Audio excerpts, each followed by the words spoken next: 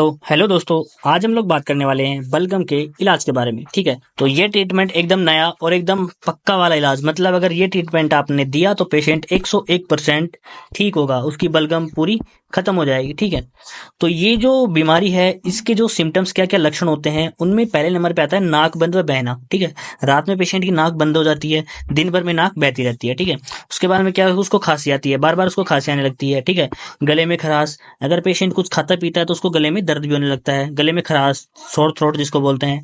ठीक है, सांस लेने में उसको प्रॉब्लम आती है, खांसी होती है और सांस लेने में प्रॉब्लम आती है, छाती में कई बार दर्द भी होने लगता है। ठीक है, बार बार बलगम आना। ठीक है, जैसे ही खांसी आएगी खांसी के साथ में उसको बलगम आने लगती है जिसको।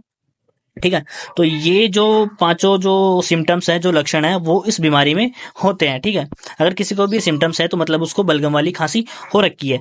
लेकिन अब बात आती है ये कारण, आखिर ऐसा क्यों होता है, जिसमें सबसे पहले आता है बैक्टीरियल इन्फेक्शन की। हो सकता है कि किसी बैक्टीरिया के इन्फेक्शन की वजह से ऐसा हुआ हो, या फिर वायरल इन्फेक्शन, किसी वायरस की वजह से ऐसा हो सकता है। ठीक है, थर्ड नंबर पे आता है अस्थमा। अगर किसी पेशेंट को अस्थमा है पहले से, सीओपीडी वाली, मतलब कि जो लंबे समय से अगर किसी को सांस की प्रॉब्लम है, अस्थमा है, तो उसको बलगम वाली प्रॉब्लम देखने को मिल सकती है। ठीक है, फोर्थ नंबर पे आता है निमोनिया। जैसे ही कभी यार क्या होता है कि मौसम चेंज होता है, सर्दी से गर्मी है, गर्मी से सर्दी आती है, तो ठंड की वजह से पेशेंट को ठंड लग जाती है और उस वजह से उसको निमोनिया हो जाता है। जो इसमें जो फेफड़े हैं, इसमें जो बलगम होता है वो जमा हो जाता है। ठीक है, तो निमोनिया में भी अपने को ये प्रॉब्लम देखने को मिलती है। फिफ्थ नंबर पे आता है ब्रोंकाइटिस। ब्रोंकाइटिस क्या होता है, जो ये विंड पाइप, जो ट्रैकिया जो आपको दिख रहा है ना, सांस नली, इसमें क्या होती है, सूजन आ जाती है। अब जैसे ही सूजन आ जाती है उसमें क्या होता है, फिर बलगम बनने लगती है, तो वही खांसी के साथ बलगम आती है। सिक्स नंबर पे होता है फेफड़ों में घाव। अगर फेफड़े में किसी प्रकार का डैमेज है, घाव है, तो उसमें ये प्रॉब्लम अपने को देखने को मिलती है।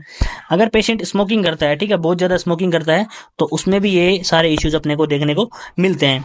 अब बात होगी इनके कारण की और सिम्टम्स की। अब बात आती है इनके इलाज की, आखिर क्या इलाज दिया जाता है, क्या ट्रीटमेंट डॉक्टर्स के द्वारा दिया जाता है, तो उसकी अपन बात करने वाले हैं। ठीक है, सबसे पहले आती है सिरप कॉफसिल्स। ठीक है, जो कि आपको मार्केट में मिलेगी सिप्ला कंपनी की। ठीक है, जो ये कॉफसिल्स में आप देख रहे हो उसमें लिखा हुआ है वेट कफ। ठीक है, फॉर वेट कफ, यानी कि गीली खांसी, जिसमें अगर खांसी में बलगम आती है उसको अपन बोलते हैं गीली खांसी, तो उसमें ये सिरप अपन काम में लेते हैं। अब ये सिरप पेशेंट को एक बार सुबह और एक बार शाम को देनी होती है। ठीक है, और एक बार दोपहर में देनी होती है। अगर किसी को ज़्यादा प्रॉब्लम है तो अपन सुबह, दोपहर और शाम तीनों टाइम इसको दे सकते हैं, और हर बार में 10 ml, एक बार में 10 ml सिरप देनी होती है। ठीक है, एक एडल्ट पेशेंट को। सेकंड नंबर पे आती है टैबलेट डेरिफायरिन 300। ठीक है, टैबलेट के नाम में लिखा है डेरिफायरिन ओडी 300। ओडी मतलब दिन में सिर्फ एक बार दी जाएगी। ठीक है, अब एक बार क्यों देनी होती है, क्योंकि इसमें लिखा हुआ है थियोपालिन प्रोलॉन्ग रिलीज, मतलब धीरे धीरे करके लंबे समय तक ये शरीर में रिलीज होती रहती है, जिससे पेशेंट को सांस लेने में प्रॉब्लम नहीं आती है। उसके बाद में थर्ड नंबर पे आती है मोन्टेक डीएल। ठीक है, मोन्टेल कॉस्ट डेस्लोराटाडीन। ठीक है, जो कि एंटास्टिमुलेटिक ड्रग है। तो ये क्या करती है, जो किसी पेशेंट को अगर बार बार खांसी आ रही है, ठीक है, बार बार उसको छींकी आ रही है, तो वो जो एलर्जी टाइप की जो खांसी छींक वगैरह जो होती है उसको रोकने में ये मदद करती है। तो ये टैबलेट पेशेंट को एक बार सुबह और एक बार शाम को खाना खाने के बाद में दी जाती है। फोर्थ नंबर पे आती है टैबलेट एजिथ्रोमाइसिन। एजिथ्रोमाइसिन 500 mg की टैबलेट। एजिथ्रोमाइसिन एक एंटीबायोटिक है। अगर किसी बैक्टीरिया की वजह से या किसी वायरस की वजह से अगर एक बीमारी है तो उस बैक्टीरिया और वायरस को किल करने के लिए ये टैबलेट दी जाती है। अब जो एजिथ्रोमाइसिन है, ये टैबलेट पेशेंट को दिन में सिर्फ एक बार दी जाती है। ठीक है, वो भी दोपहर में। दोपहर में अगर पेशेंट को दिया जाए तो इसका बहुत ही अच्छा रिजल्ट अपने को देखने को मिलता है। ठीक है, उसके बाद में टैबलेट आती है डेफ्लाकोर्ट 18 mg। ठीक है, 18 mg की डेफ्लाजाकोर्ट की जो टैबलेट है वो पेशेंट को दी जाती है। वो क्यों दी जाती है, बलगम को सुखाने के लिए। जो पेशेंट को कफ आ रहा है, जो बलगम जो आ रहा है, उसको सुखाने के लिए ये जो स्टेरॉइड है 18 mg की टैबलेट एक एडल्ट पेशेंट को एक बार सुबह और एक बार शाम को खाना खाने के बाद में दी जाती है। अगर ये अपन 18 mg की टैबलेट देते हैं तो बलगम उसकी 1 या 2 दिन में बिल्कुल सूख जाती है, बिल्कुल खत्म हो जाती है। ठीक है, ये बात हो गई टैबलेट्स की।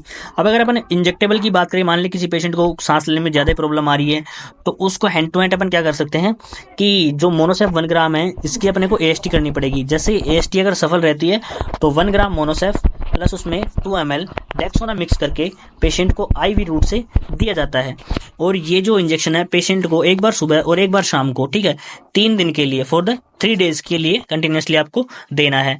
अगर पेशेंट को ज़्यादा दिक्कत हो रही है तो आप साथ में इंजेक्शन डेरिफाइलिन भी लगा सकते हैं। जो डेरिफाइलिन इंजेक्शन जो आता है वो भी आप लगा सकते हैं ताकि पेशेंट को सांस लेने में प्रॉब्लम नहीं आए। तो दोस्तों ये जो ट्रीटमेंट है ना, जिसमें इंजेक्टेबल भी आ गई, ठीक है, और जो ये जो टैबलेट्स हैं, ये एक कंप्लीट ट्रीटमेंट पेशेंट को दिया जाता है। अगर फिर भी आपके अगर पेशेंट ठीक नहीं हो रहा है, फिर भी अगर कोई क्वेरी है, तो डिस्क्रिप्शन में हमने टेलीग्राम की लिंक दे रखी है आपको, आप वहां पे ज्वाइन करके हमें कोई भी क्वेश्चन पूछ सकते हैं। वीडियो आपको कैसी लगी हमें कमेंट में बताना। जय हिंद, जय भारत।